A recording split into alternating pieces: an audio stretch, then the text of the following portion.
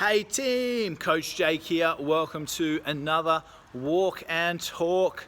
So today we're talking about coffee, everyone's favorite thing, and how much coffee is too much, okay? Great question, I'm glad you asked. So remember, walk and talk rule, make sure you say hi and tell us where you're tuning in from in the comments, that'd be great. So how much coffee is too much? First of all, it depends on a couple of things, okay? Like most things, it's not a simple yes or no. Two main things. One is, what is your goal, okay? And where are you at in relation to that goal? And two is your caffeine tolerance. So caffeine sensitivity varies greatly from person to person. For example, one person can have a cup of coffee and be totally alert.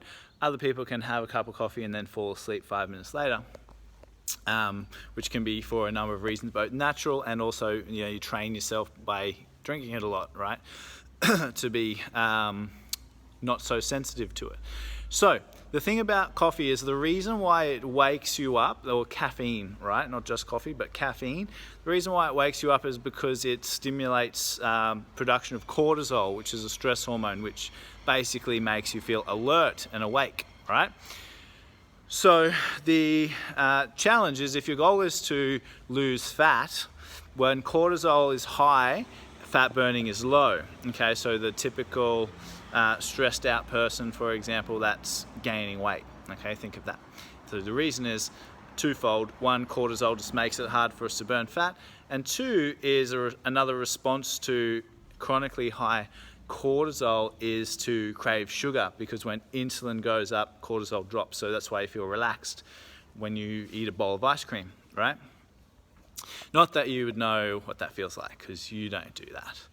All right, so so that's really important. So if your goal is to lose fat, you do want to be mindful of how much caffeine that you're taking in, and also when you're taking it. So understandable, it's pretty hard to say to most people no coffee, and it's not really necessary either.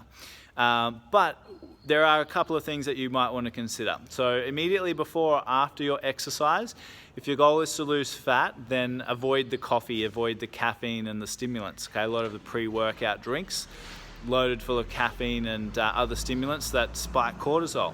So whilst you might feel like Superman lifting 1,000 weights that day, A, you'll recover poorly, and B, you won't get the best fat burning result. Okay, so it's going to be a trade-off, performance versus result at the end of the day. So the question becomes, why are you doing it? Now, if your goal is maximum strength and maximum performance in that workout, then caffeine's a really great source, because that cortisol basically elevates your nervous system and gets it primed, ready to recruit more muscle fibers and essentially work at a higher level and lift more weights and perform at a higher level. Okay, it can even delay fatigue in a workout. So a lot of athletes use caffeine before games and competition and training.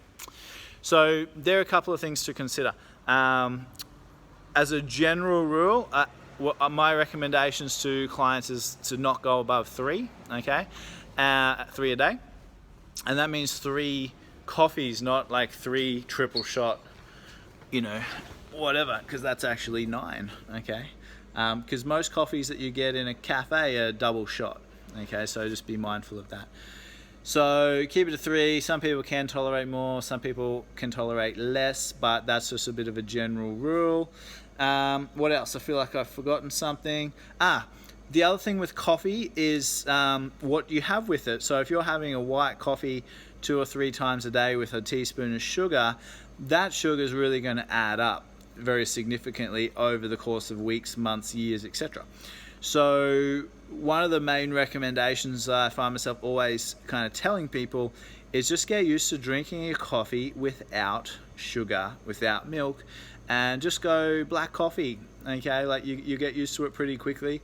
Another thing you can do with your coffee is add a good source of fat, okay? So that'll do a couple of things for you. Just getting more good fat in, it'll stabilize your blood sugar levels more easily, which means you'll crave less food throughout the day. especially sugary food. And the other thing it does is slows down the digestion of the caffeine, so you won't get the huge spike or big come down after. So best option there is an MCT oil. Okay, just a tablespoon or so of that. Just start with half and see how you go, because some people it will upset the tummy. Or the cheaper version of that is coconut oil, but basically MCT oil is the active, the really good beneficial part of the coconut oil extracted out, so it is better. But anyway, I hope that makes sense. Bit of a breakdown on coffee. You don't have to avoid it, but you do need to manage it like anything. Too much is no good. And yeah, enjoy. Have a great day and be awesome. Bye.